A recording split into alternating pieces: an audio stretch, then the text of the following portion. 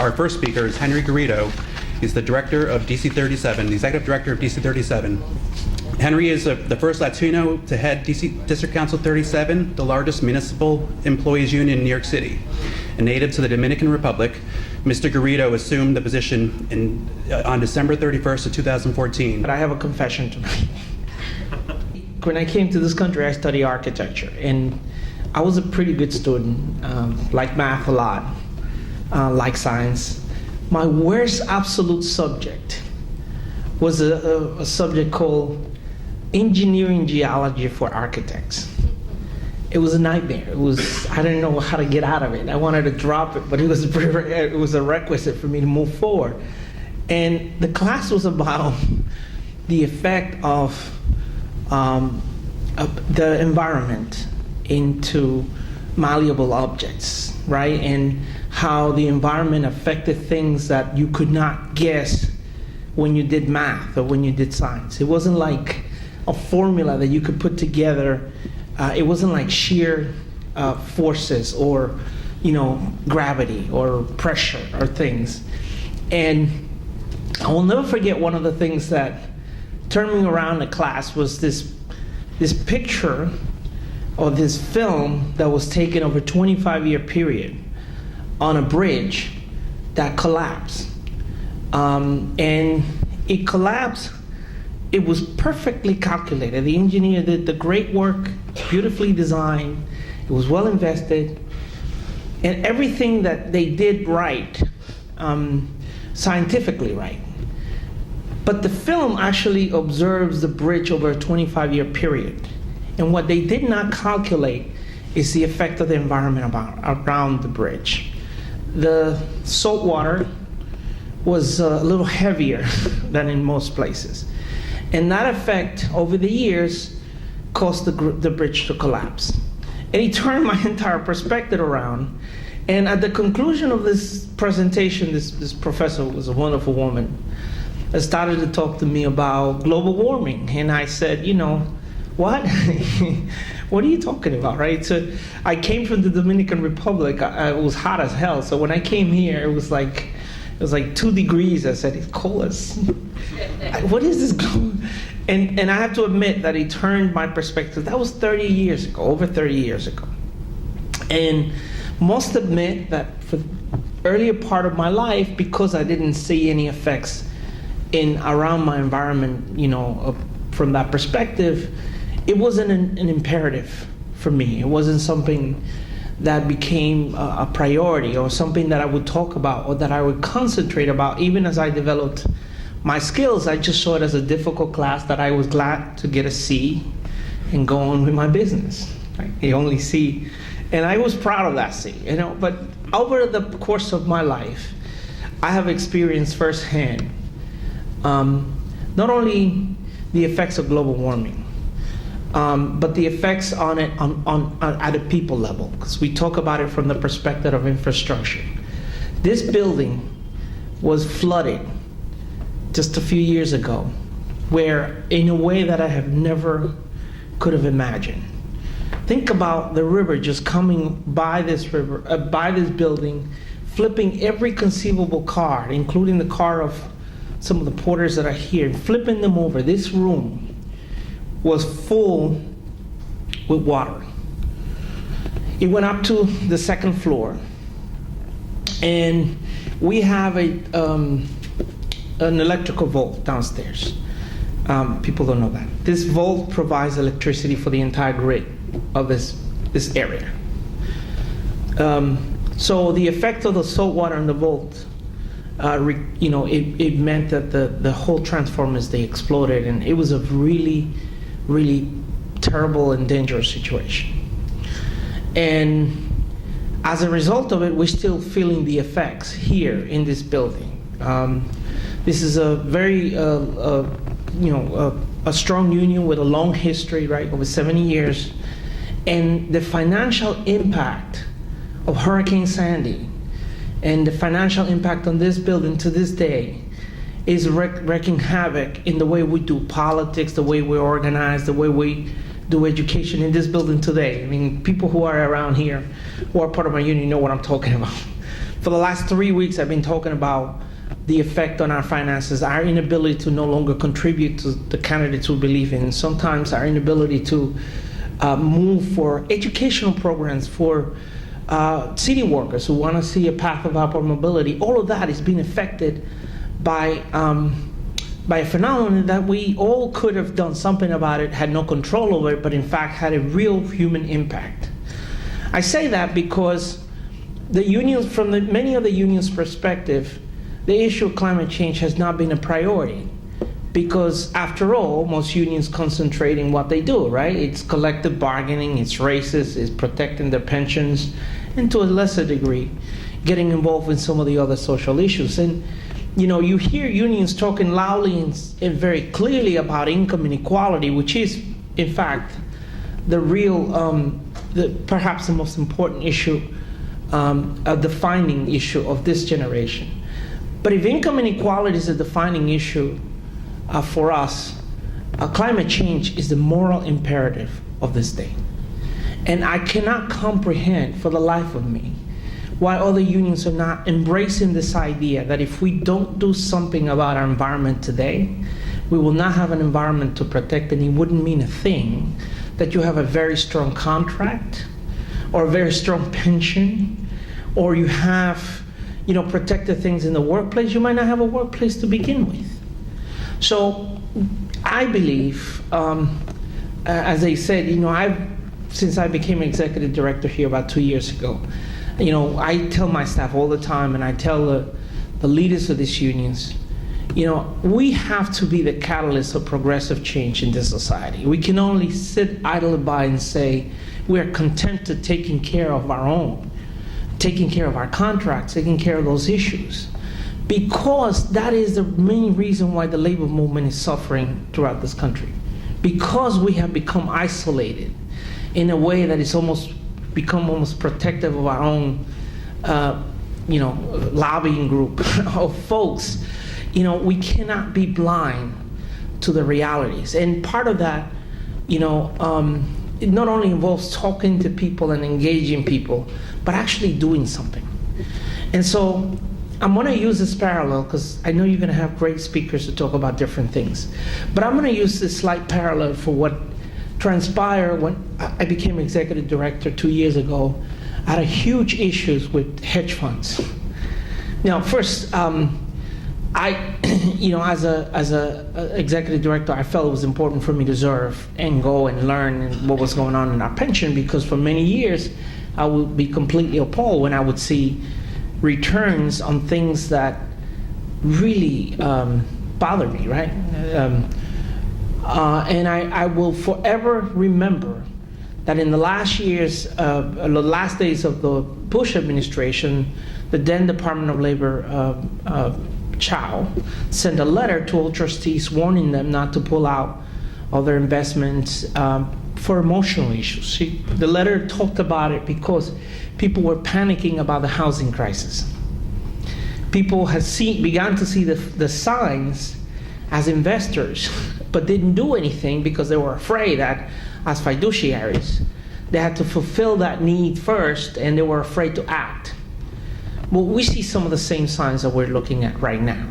So when I became executive director and trustee of the largest pension system, we started to look at things. I started to look at things like hedge funds, and it made no sense to me that we were investing in an asset that was so poorly, had so poor returns and incredibly high fees, and investing in things that were not really clear to us, like the charter schools and a number of other initiatives. And one of the things, and even to some degree, buying water and water supplies for people. And so it was incredible. So we tried to do our best to try to disinvest from hedge funds. We had all the clear evidence. We had all the clear statistics of how poorly it had done, and we wanted to make that. And Ray will tell you that we fought, and it took almost 16 months to get it done. It took almost 16 months even from day one when everything was already set, because these investments in pensions are almost like a cancer. They're like a growth that if you pull out too soon, or if you yank some of the vital parts actually may get hurt. And so I bring here greetings, a sense of optimism that we're beginning to wake up to a new reality, but also a sense of caution as a trustee, that sometimes we get frustrated on the left about how we're not moving quick enough on the issues that we see as imperative of our lifetime. But that we are to be cautious on how we do this particular pullout, because we saw the effect and because it might have a more profound effect to the pension and counteract the very same thing that we're looking to do. So I want to thank you for being here. I want to thank Jeremy and John and the organizers of 350.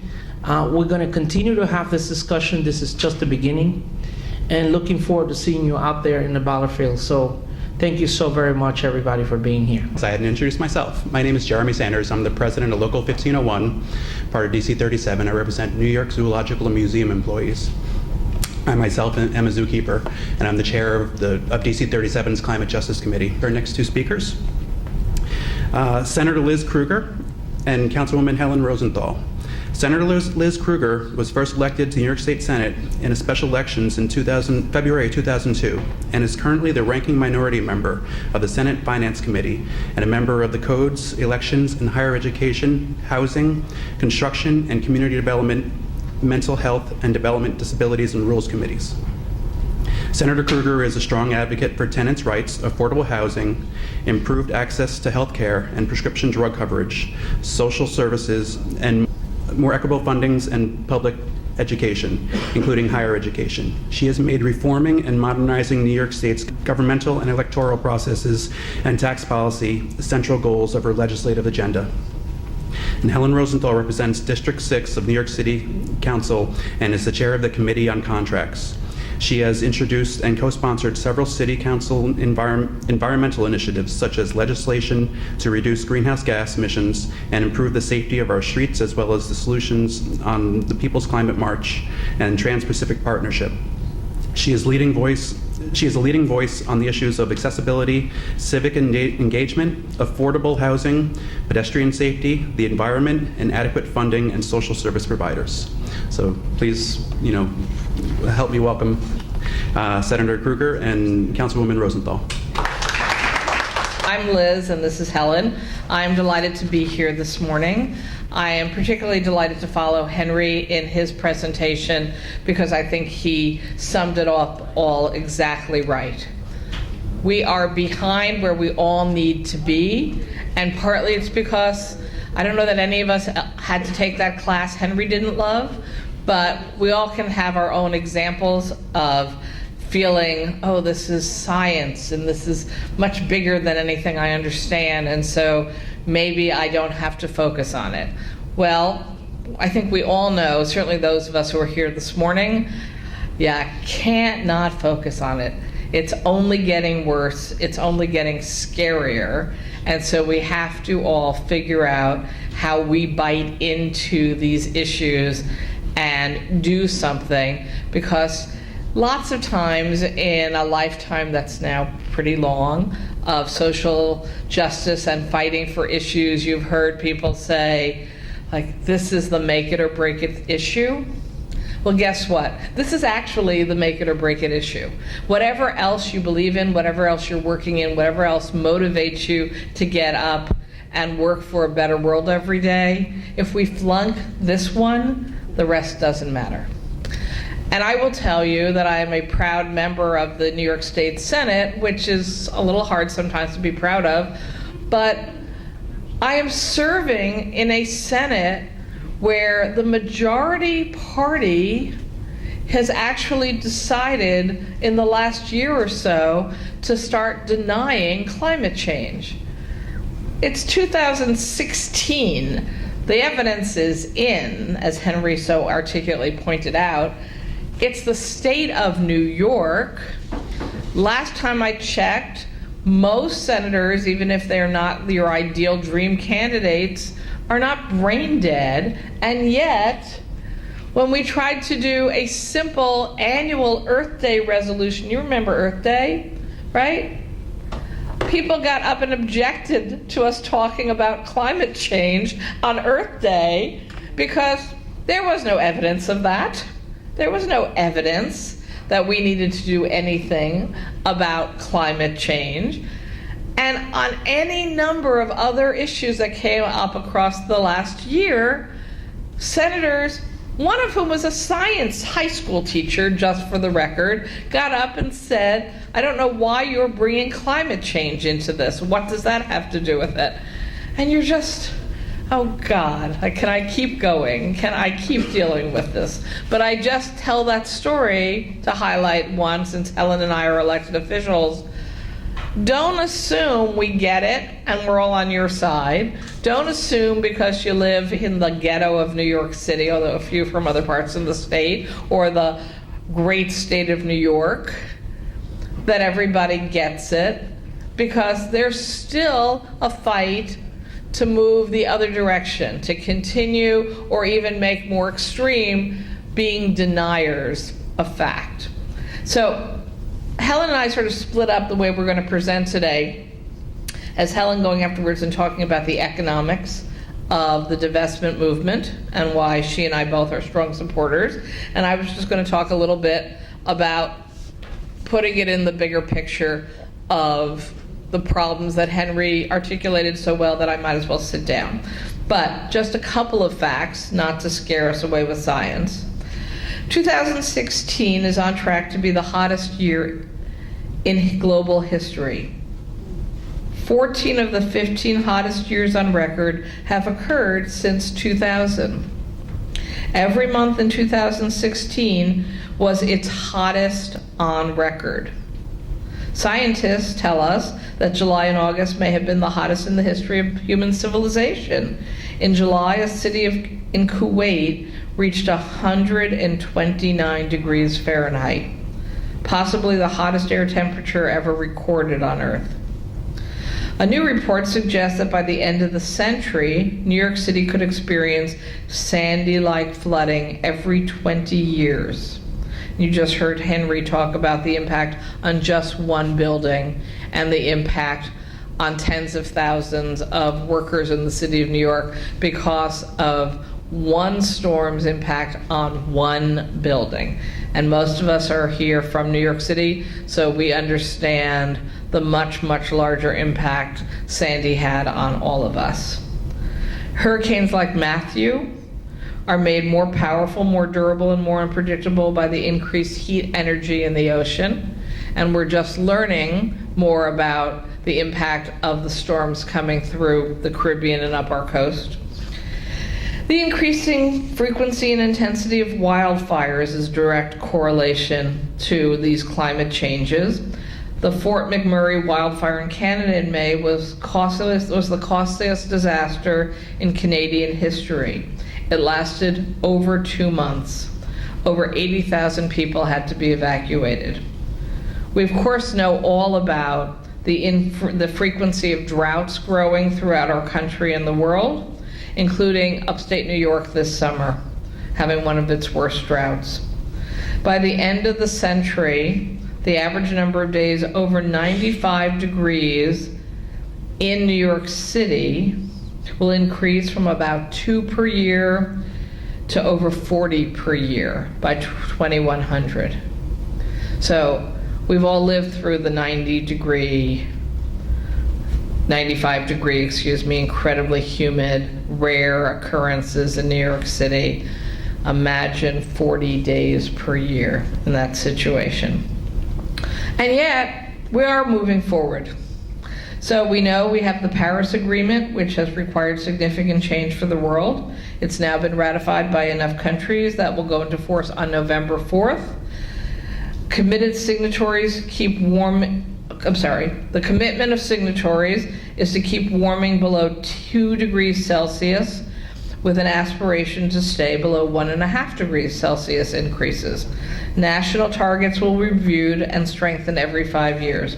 Both China and the US, the biggest emitters, are committed to significant reductions in greenhouse gases. It's a huge statement by the countries of the world that we got this far. But again, it's aspirational. We need to operationalize. The transition to carbon from energy is already happening. Some countries in Europe have already had days when almost all the electricity in the country was generated by renewables. A recent study by Carbon Tracker suggests that unsubsidized solar and wind energy production are already cost competitive with gas and coal and will be significantly cheaper by 2020, even with the sharp decline in fuel price for gas and coal. I want to emphasize, because we're here in a great union hall, that some people continue to make the argument that we can't go down the road of renewables, we can't go down the road of getting off of fossil fuel because people will lose their jobs. I want to emphasize there are new jobs, there's a new economy. It's not hypothetical, it's real, it's here already, shifting to a sustainable, renewable model of energy. I don't believe there's anyone in the divestment movement or in the environmental movement who's walking around saying, yay, people will lose their jobs and there's nowhere else to go. That is a lie, and it's a lie being spread by companies who don't want us to shift gears and do what we have to do. What was that note you just held up for me?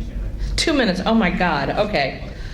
All right, so we're gonna skip the fact that New York State has actually been a leader in moving us towards renewables. We actually are. We need to keep pushing that way. I'm going to skip all the math behind how, if we shift to renewables, if we get off fossil fuels, we actually can be one of the leaders in the world for accomplishing the target goals of the Paris Accord. I want to shift to why divesting pension money from various pension plans at the state and city level is critical to this movement. Okay, is it the be-all, end-all silver bullet? Of course it's not. But is it critical to send the message loudly and clearly to the fossil fuel companies that they're done? We need to move on to renewables. If they can't figure out how to shift their business model to renewable energy, nobody wants to put their money there, because we need to make our investments in the kind of energy that's going to assure we actually have a future and that people have a retirement to spend their pension funds in. Because again, as I started, this is the one you actually have to get right, or nothing else matters. All right, so yes, you need pensions to be there for the workers when they retire, but you need a planet to be there for the workers to retire on or in. And so getting our pension money out of fossil fuel companies is critical. And I know some people argue that, well, we can influence the companies if we keep our money in. We can be activist investors. And I believe in activist investments. But it doesn't work with companies that are basically 100% fossil fuel, because they can't change their behavior. Their entire business model is the wrong answer. So my proposal legislatively, and there is a bill and lots of people know about it and are supporting it, is to say that the companies, the 200 worst companies in the world for fossil fuels, should not be part of our pension fund investment plan. And we have alternatives, and we have alternatives that will protect the workers, but major institutional players, government, needs to say enough is enough. We don't have time to waste. We're not putting our workers' futures in the hands of fossil fuel companies. And now I'm going to stop, because Helen's going to pick right up with the fact that it's bad economics for workers. But I'm doing one promo, and the flyer's on the back table. On October 28th, which is just around the corner, I'm hosting a discussion with the staff from Tom DiNapoli's office, who haven't yet jumped on the we need to divest from fossil fuels bandwagon with us, but they are coming to a roundtable discussion with experts some of whom are in this room, on the opposite side of the argument. We're going to have a healthy, civilized discussion going back and forth about why some of us strongly disagree with the state controller's decision not to yet divest completely state pension funds from fossil fuel companies. So the flyers on the back table, October 28th, 10 to 12, Baruch College. I hope people will come. My name is Helen Rosenthal. I'm a New York City council member. I represent the Upper West Side of Manhattan. And I want to start by giving you just a second of my background. One of the jobs that was seminal to the way that I think about government, now in my role as in an oversight position on the City Council, was working in the city's budget office, where under Koch Dinkins and this much of Giuliani. And what was instilled in me is the importance of fiscal responsibility. Every dollar we spend is a precious dollar. It's all we have is our taxpayers' dollars. And we have critical services that we have to spend it on, critical responsibilities as government. So now, as a city council member, in an oversight position, I'm very interested in how are we being fiscally responsible, and what can I bring to that discussion. So, as some of you may know, when the City Council chooses a speaker, how many people know about the politics behind a speaker's race? A little bit. It's very important. In a speaker's race, you have these 51 council members who are voting on who's going to be the next leader of the City Council. And this time round, I was on the winning side. I thought Melissa should be our speaker. I think she's done an amazing job. For those of you who don't know her, Melissa Mark Viverito, exceptional. And I was on the winning side of this race. So as one of the winners, right, what do you get? And what you get is to very likely get the committee. You get oversight on the committee you want. So I won, right? And the committee I wanted was the Committee on Contracts. Now that might seem a little odd to some, but what it has allowed me to do, and what I'm interested in doing, is getting into the weeds of procurement, the weeds of how we spend our money and why. Now, in about a year from now, we're going to have another speaker's race, and I hope to be on the winning side. But if I'm on the losing side, there's a chance that I might be made the chair of the Committee on Contracts.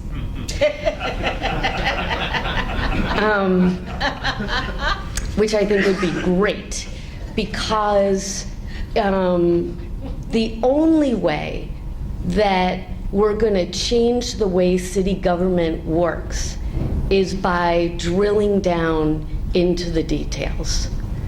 So Henry has been a leader when it comes to hedge fund, looking at the fees that we pay hedge fund managers. And he spent a year and a half studying this and moving towards not using hedge fund managers. In many ways, that was a low-hanging fruit and a great thing to start with, because he had a great win. The issue of divestment, I think, is tricky, and I think that we have to do it. I do think we have to do it. I do believe in climate change. I don't know how you do what you do every day. In the City Council, we very easily passed a Earth Day celebration resolution. Yeah, God bless you, Liz, every day. But, right. But what I think we have to do, and what the city pension funds are beginning to do, and I credit the controller for this, is do a study to understand what the impact of our current investments are in the fossil fuel industry, and therefore what would the impact be of divestment. We have to know how much money is involved, how many companies are we talking about, what percentage of our portfolio are our investments, and we have to be able to define our investments in all of the different ways, right? There's a direct investment in an oil company like Exxon, but there are also investments in companies that have a derivative impact, right? There's the airplane industry. And here's where, Henry got a C in his class. I dropped the class, so I couldn't have even handled that, so I'm not going to go into that piece. But what I do know is that as of today, we do not know answers to fundamental questions that the taxpayers and pensioners have to know the answers to in this environment. How much money is it that we're investing? How much money are we investing in renewable energies? Why not divest from the fossil fuel companies, certainly the lowest hanging fruit, coal companies, where I would argue we've already lost our investments, but I don't know that because the data is not easily obtainable. And instead invest that money into solar. And how am I doing time-wise? You have 3 minutes. I have 3 minutes, okay. So what I want to focus on is that we could if we could have the answers to these questions, and if we knew what is out there in terms of renewables and what we could be investing in, let's think about how we could use that money for our union jobs, for our workers, for our city's budget, right? How much is the city spending now on outdated equipment, and how can we move forward in a way so that we as the city government are being fiscally responsible? We need people to be having their eye on that all the time. So as chair of the Contracts Committee, for example, I read the list of what we contract for every month. And it came to my attention about 6 weeks ago that the city was about to let a contract for solar panels on city buildings. And the one company that the city had decided to focus on is a company that's based in Pennsylvania. And its workers for these jobs would come from Pennsylvania. I couldn't help but think that it would have been a ginormous lost opportunity to instead think about this in terms of what our city is doing today. I have a school in my district that is, the name of the school is Urban Assembly for Green Careers. We're teaching the kids in this high school about solar panel design and solar panel installation. Why aren't we tapping into that resource? As I looked into it a little more, there are CUNY programs, our own city university programs, to put people in training programs to become the engineers, the electrical engineers, to install solar panels. By contracting with this Pennsylvania company, we had lost the opportunity, or we will lose the opportunity, to advantage our workers, our students, our residents.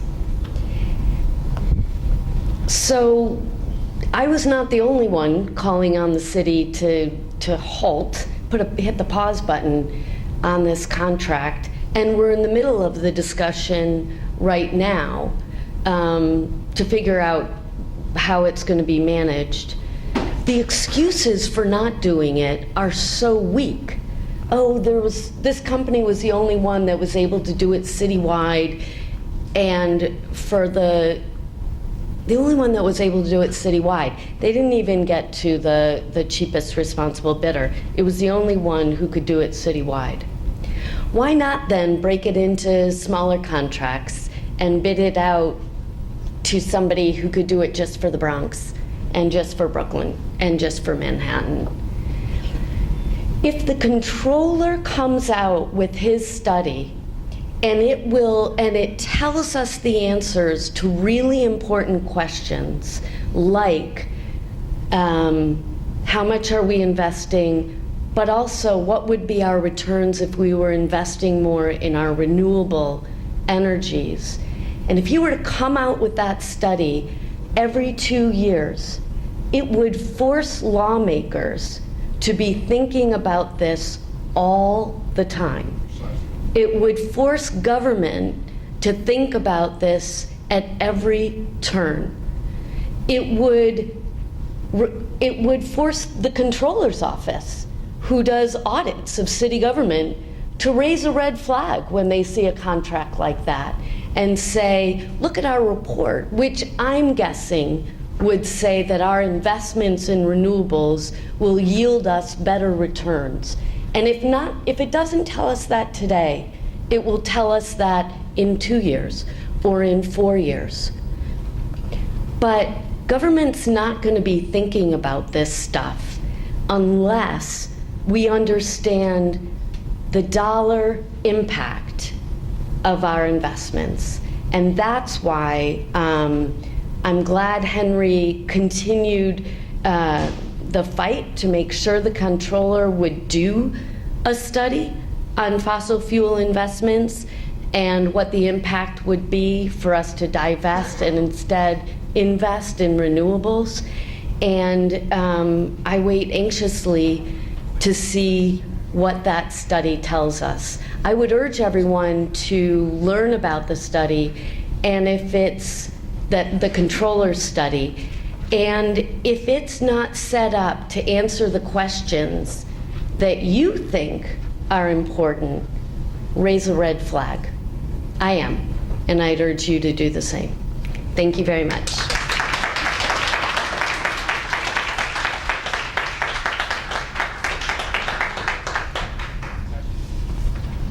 Thank you, Helen and Liz. I'll give you a hand of, another hand, please. So, before we get into a question and answer period, there was something I wanted to mention that I neglected when I talked about why this is so important for unions as a catalyst and why it may be important for us to talk about in a different way than we've done in the past. When I talked about this building and the repair that we needed to do, one of the things we found out is that unions were not eligible for FEMA recovery grants. Amazing. Now, unions have health and welfare funds, like myself did. We have a prescription program. We cover 387,000 lives here. We have an education fund, both of which are 501c3 organizations, both of which, under the rules, are eligible for FEMA grants. For, if you have an issue with your building, or reinvestment, relocation, mitigation, and prevention, disaster recovery. The unions are not. There's a little a little quirk in the regulation that prohibited unions from the union side to be able to apply for any recovery money. We are currently now in a major fight with the state of New York because the money that we got from FEMA for the repair of this building can only be applied to the benefit fund, to the education, to health, could not be applied to the union side. If we don't match that money, then we lose the health fund and we lose the education fund money. That is the same case for all the other unions. And so I've been talking to unions and say, this is not just about, some sort of philosophical leftist, view. This is affecting your bottom line here. And I don't know why, but I do think that we have to have a conversation about changing the rules or changing the law or allowing unions to be part of it. And it may be one of the organizing ideas that we might have to present to the Municipal Labor Committee, which represents all the unions in New York. So I understand we're going to have a question and answers period. We have a mic in the middle, so for this panel, so why don't we start? Can I ask, is that Sure. a state FEMA reg or is that the federal FEMA reg? So there are two, there's both. So one of it was a state reg first. The federal reg just says you have to be a nonprofit. You have to be a 501c3 under the status quo. Unions are a 501c3, 501c4, 501c5. There's all kinds of categories. The state took the position that unions did not qualify and withheld what otherwise would be the portion for the repair of this building and all the buildings of the union, because we have another building, and kept that money. Sorry. So we are currently in a battle with the state to get what would be a little over $1 million for repairs for this building, which we had to borrow in order to fix the building. So it's a state mostly. Okay, I'm Tony Brnovich. I'm on the executive committee of the PSC, Professional Staff Congress, where I represent all of the Borough of Manhattan Community College faculty, staff, and everyone else, and also faculty advisor to CUNY Divest from Fossil Fuels, where we had Liz Kruger come just on the 22nd. Very wonderful presentation, and I applaud Henry Garrido taking the initiative and sponsoring this very important panel that we saw today, or heard today. And we were the first union back in March of 2014, I believe, to pass a resolution. I presented it, wrote it with a couple of students from CUNY Divest, calling for the divestment from fossil fuels. And I'm not aware of any other union having taken that position, so I'm wanting to know when you guys are going to come on board. Are you talking about a union passing a resolution to divest? Yes. We have not, quite frankly, we have not thought about that. I will look into that, but I feel that resolutions are great. It's the actions that follow those resolutions, the work we're doing as trustees, the work we're doing in pressuring getting that study done, the work we're doing about asset reallocation is going to be as critical as any resolution we pass, because that carries with it a bigger weight, which is the weight of the dollar, right, of the investment.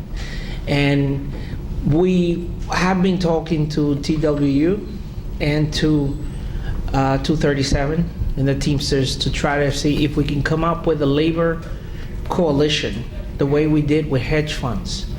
And it required an organizing part, not the organizing part is not there right now. And normally you would have an elected official or two who would also help champion, who are in the pension system, who are trustees as well, by virtue of their position. We don't have that right now. We don't have that. The closest thing we have is Tish James, the public advocate, who has expressed support, but we don't have the votes right now to divest as is. I want to be very clear. We don't have the votes.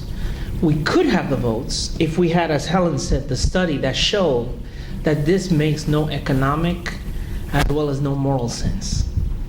And we have to organize to that. We do have the Jacobson report, though, which was very significant from New York State. 15 experts showed that more jobs will be created from working on renewables, because much of the energy that we get here is trucked in from Pennsylvania, or piped in from Pennsylvania. Yeah, but this is what happened, okay? We have a study from the AFT that shows that if we had invested this into clean, green energy, renewable energy, we would have actually done better. You always get the fear factor, where when you go in the pension, it says, well, hold on, if you pull out, you're in a contract.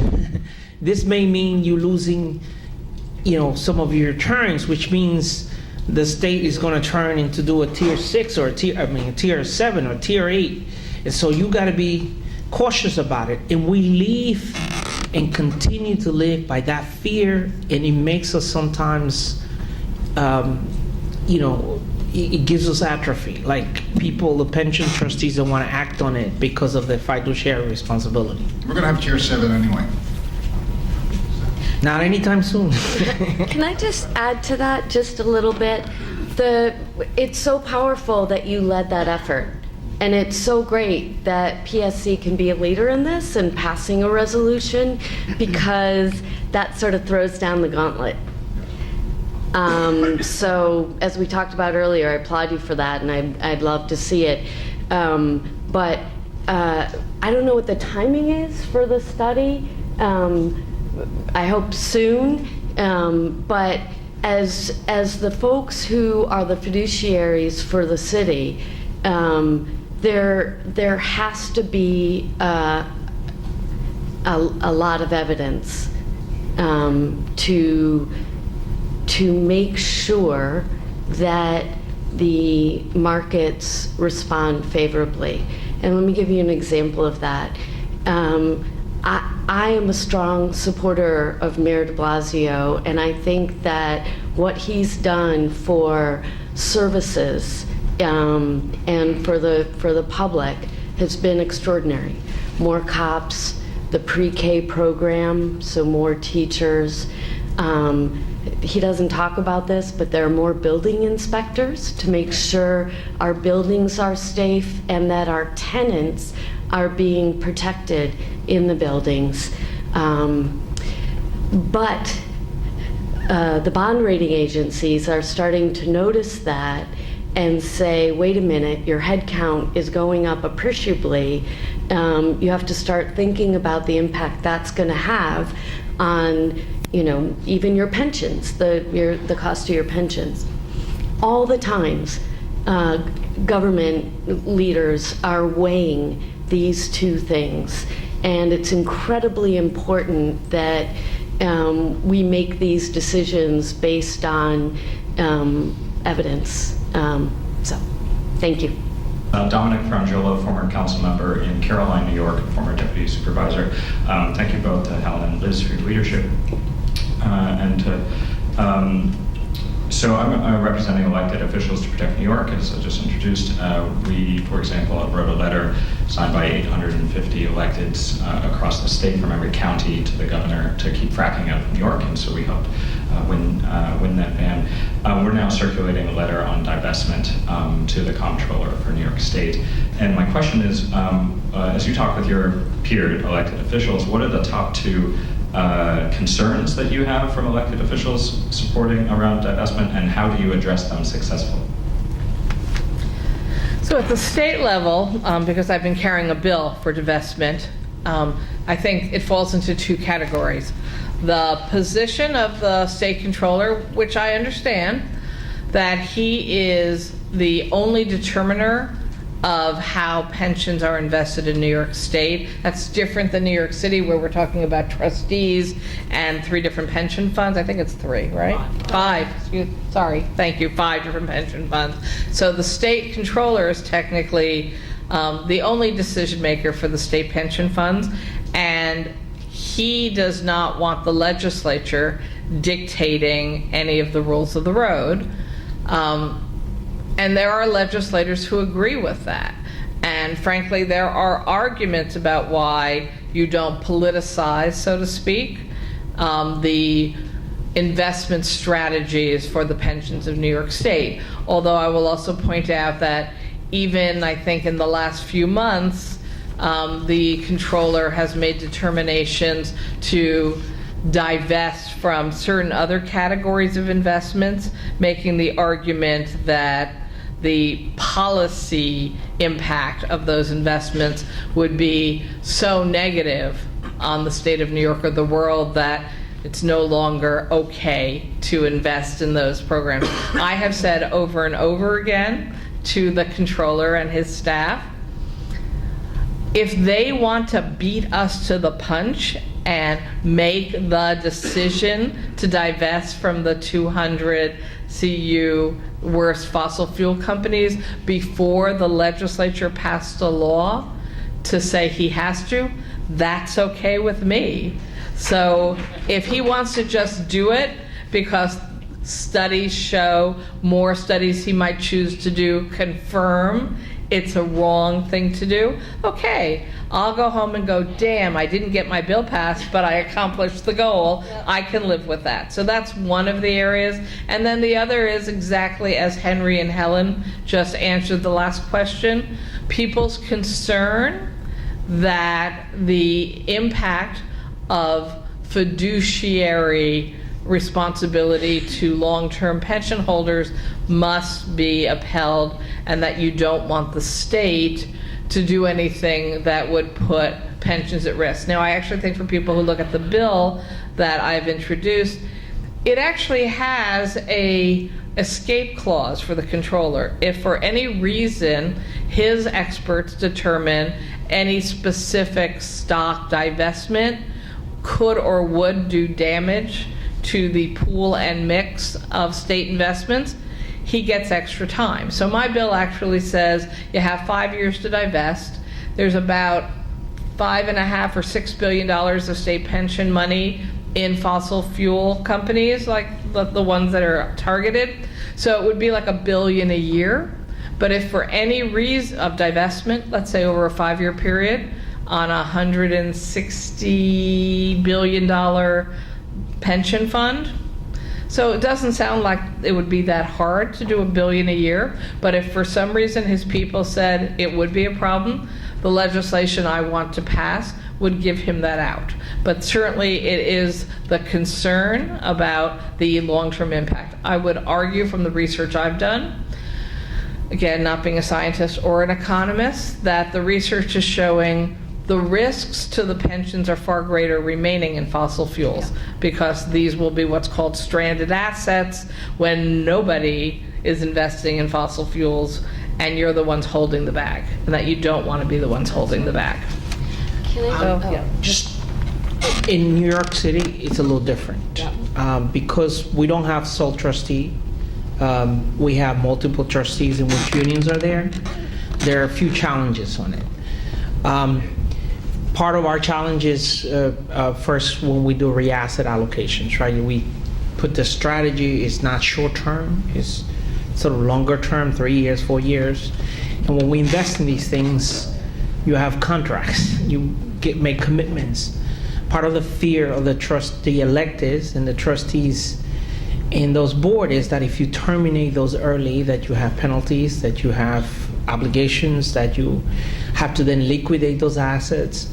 And what I learned from hedge funds, which I think it's critical to the discussion, is there's a difference between divesting and liquidating the assets that you have. And it's a process we have to talk about it, right? Because one is to say, we're going to put a line on the sand and say, henceforth, we will not invest anymore, and then wind down from this perspective down, so that you could get to a point, as the senator said, 5 years or whatever the goal is.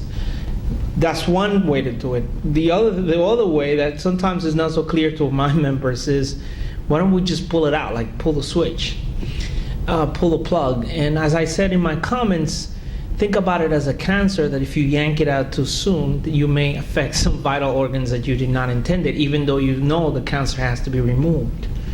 So we need to organize around this issue, and we need to have, what is missing from this fight is not elected officials, with all the respect. You ask the elected officials, and the overwhelming majority of them will tell you they support at least in New York, that I know. They acknowledge climate change, they support it, although some of the folks at the state are a little different. But here in New York, I can say that overwhelmingly, as Helen said, the city council has done great in pushing this issue. But we are missing something much more important, which is our members, our constituents, to begin to demand that this happens. When you see a groundswell of people demanding it, elected officials, I don't even say politicians anymore, elected officials would follow. And what I am a little bit concerned is that we're not seeing that groundswell, even though the majority of the people react to it, and we saw it in the People's Climate March and everywhere else. We need a demand from the people that says, this is insane. We can't keep doing this over and over again. And when you see that, then you will see the movement by those electors into a real actionable plan. Your question is the right one, and you obviously know this because you've been in a position where you have to change minds or, actually implement something. I think the moral imperative for New York City electeds, I think the moral imperative is there, and that is evidenced in 1 million people showing up for the climate march. It's the first thing anyone who has fiduciary responsibility will tell you is it's a different standard. Having a fiduciary responsibility is a different standard. I think with a roadmap, I think when we see the results of the controller's study, and if we really get a roadmap for divestment and reinvestment, that will address fiscal responsibility. So that will no longer be an argument against doing it. All right, well, thank you very much, Councilwoman Rosenthal, Senator Krueger. Thanks for having us. That was wonderful, thank you.